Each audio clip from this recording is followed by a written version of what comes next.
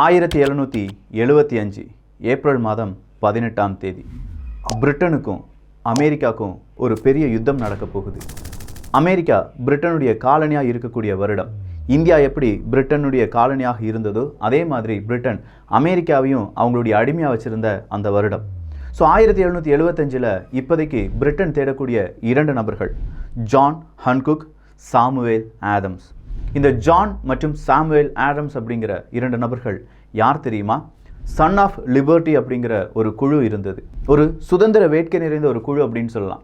இந்த சுதந்திரத்துக்காக போராடக்கூடிய இந்த சன் ஆஃப் லிபர்ட்டி, அப்படி இல்லைனா லிபர்ட்டி புதல்வர்கள் அப்படின்னு சொல்லுவாங்க. அதில் இருக்கக்கூடிய 2 தலைவர்கள் தான் இந்த ஜான் மற்றும் சாமுவேல். இவங்களை பிடிச்சிட்டா போதும். இவங்களை பிடிச்ச உடனே கான்கோர்டில் இருக்கக்கூடிய ஆயுத கிடங்கு ஒன்று இருக்குது. அந்த ஆயுத கிடங்குலேருந்து ஆயுதங்கள் எல்லாமே பறிமுதல் செய்யணும். இதுதான் பிரிட்டிஷ் இராணுவத்துக்கு கொடுக்கப்பட்ட கட்டளை. இந்த கட்டளையை யார் தலைமையுடன் செய்ய போகிறாங்க தெரியுமா? ஜெனரல் தாமஸ் கேஜ் அப்படிங்கிறவர் தான். இந்த தாமஸ் கேஜ் அவர்கள் ரொம்ப பெரிய அளவில் அவருடைய படையை தயார்படுத்துகிறார். 1000க்கும் அதிகமான இராணுவ வீரர்களை தயார்படுத்தி எங்கே போக போகிறோம், என்ன செய்ய போகிறோம் அப்படிங்கிறத யார்கிட்டையுமே சொல்லாமல் தளபதிட்ட மட்டும் சொல்லி ஏப்ரல் மாதம் 18ஆம் தேதி இந்த படையை இந்த லெக்சிகன் மற்றும் கான்கோர்ட் அப்படிங்கிற இடத்துக்கு அனுப்புகிறாங்க. ஜெனரல் தாமஸ் கேஜ் அவர்களுக்கு ஒரு ஷாக்கிங்கான ரிசல்ட் காத்துட்டு இருந்துச்சு. நம்ம வர்றது தெரிஞ்சுக்கிட்ட சன் ஆஃப் லிபர்ட்டி இயக்கத்தை சார்ந்தவர்கள் நம்முடைய இராணுவ வீரர்கள் எல்லாரையுமே கொன்னுட்டாங்க அப்படிங்கிற ஒரு செய்தி தான். இந்த லெக்சிகனில் நடந்த தாக்குதல் தான் பின்னாட்களில் அமெரிக்காவினுடைய சுதந்திர வேட்கையாக மாறுது. அந்த சுதந்திர வேட்கைக்கு காரணமாக இருந்தவரே இந்த தாமஸ் கேஜ் அப்படிங்கிறவர் தான். இதுக்கு பின்னாடி தாமஸ் கேஜ் அவர்களுடைய பதவி பறிக்கப்படுது. அவர் இங்கிலாந்துக்கே அனுப்பப்படுறார். ஆனால் தாமஸ் கேஜ் அவர்களுடைய மனசில் இருக்கக்கூடிய ஒரே ஒரு கேள்வி, நாம் போட்ட பிளான் எப்படி வெளியில் போயிருக்கும்? சோல்ஜர்ஸ் யாருக்குமே இந்த பிளான் தெரியாது. தளபதி அவருக்கு தெரியும், ஆனால் அவர் வெளியில் சொல்லியிருந்தா கண்டிப்பாக அவருடைய உயிர் தங்காதுன்னு தெரியும். அப்படி இருந்தும் அவர் சொல்லியிருக்க வாய்ப்பே கிடையாது. வேற யாராக இருக்கும்? கண்டிப்பாக அவளாக மட்டும் இருந்துடக்கூடாது. அவர் மனசு படபடன்னு அடிக்குது. யார் அந்த அவள்? நிறைய பெண்களுடைய உளவு ராணிகள் அப்படிங்கிற ஒரு சீரீஸை நம்ம பார்த்துருக்கோம். இது உளவு ராணிகளுடைய, தமிழ் பொக்கிஷத்தினுடைய ட்ரேட்மார்க்கான உளவு ராணிகளுடைய அடுத்த எபிசோடு. அன்பு தமிழஞ்சங்களுக்கு தமிழ் பொக்கிஷத்தின் வணக்கங்கள்.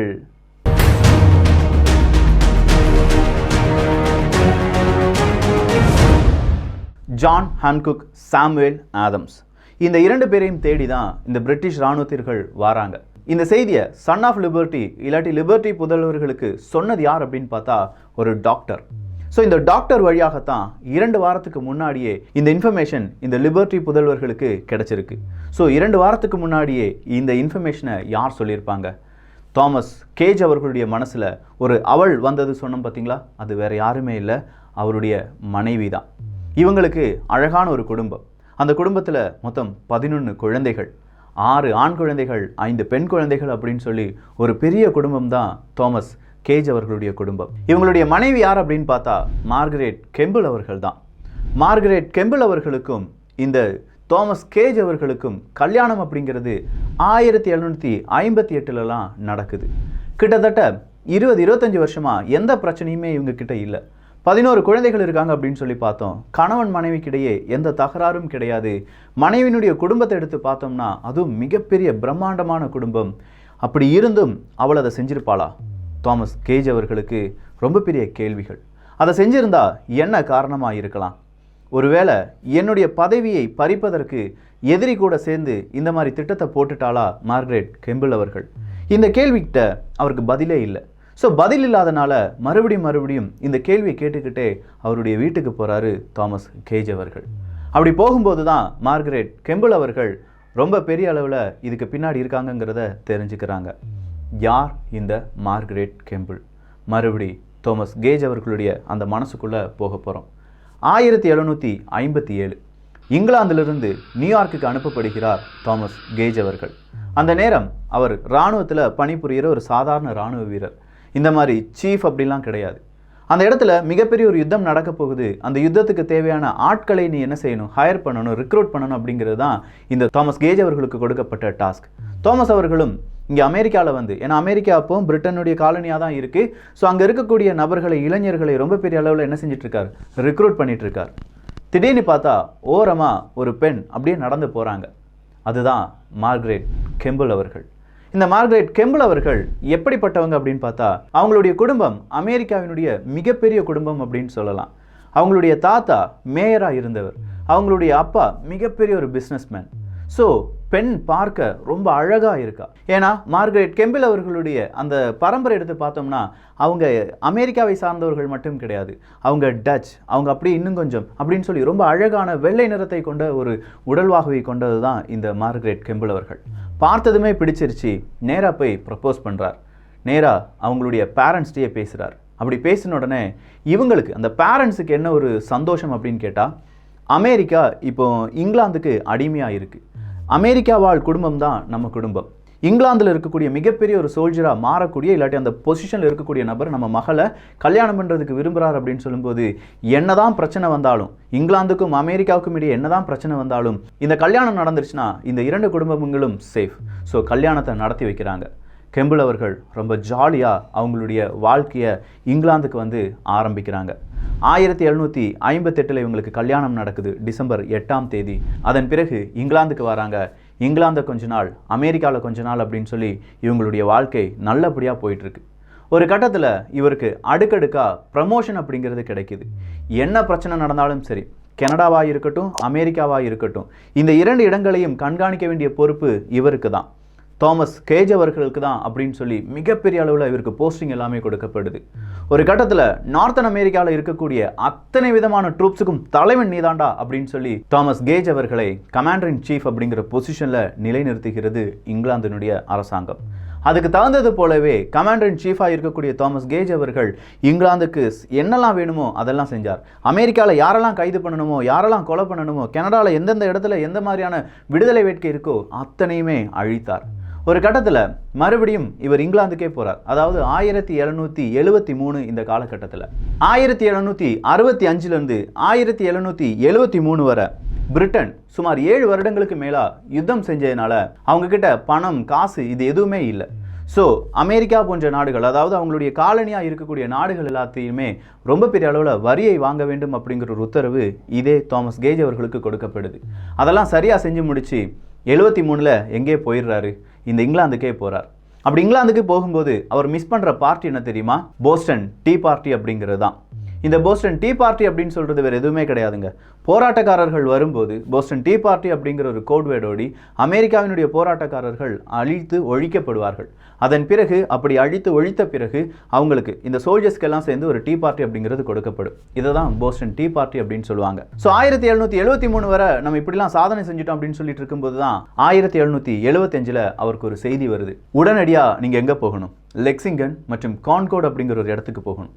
அங்கே இந்த சன் ஆஃப் லிபர்ட்டி அப்படிங்கிறவங்க மிகப்பெரிய அளவில் ஆயுதங்களை குவித்து வைத்திருக்கிறார்கள் அப்படிங்கிற இன்டெலிஜென்ஸ் ரிப்போர்ட் நமக்கு கிடைச்சிருக்கு. அதன் அடிப்படையில் நீங்கள் அந்த ஆயுதங்களை பறிமுதல் பண்ணணும், 2 நபர்களை கைது பண்ணணும். அவங்க தான் ஜான் மற்றும் சாமுவேல். இந்த இன்ஃபர்மேஷனை யார் கொடுத்தாங்க தெரியுமா? இந்த மார்கரெட் கெம்பிள் அப்படின்னு சொல்லி பார்த்தோம் பார்த்தீங்களா, அவருடைய சகோதரர் ஒரு இன்டெலிஜென்ஸ் ஆஃபீஸராக, அதாவது அமெரிக்காவினுடைய ஒரு நபர் இங்கிலாந்தினுடைய இன்டெலிஜென்ட் உளவு பிரிவில் வேலை செஞ்சு அந்த விஷயத்தை அனுப்பி கொடுக்குறார்.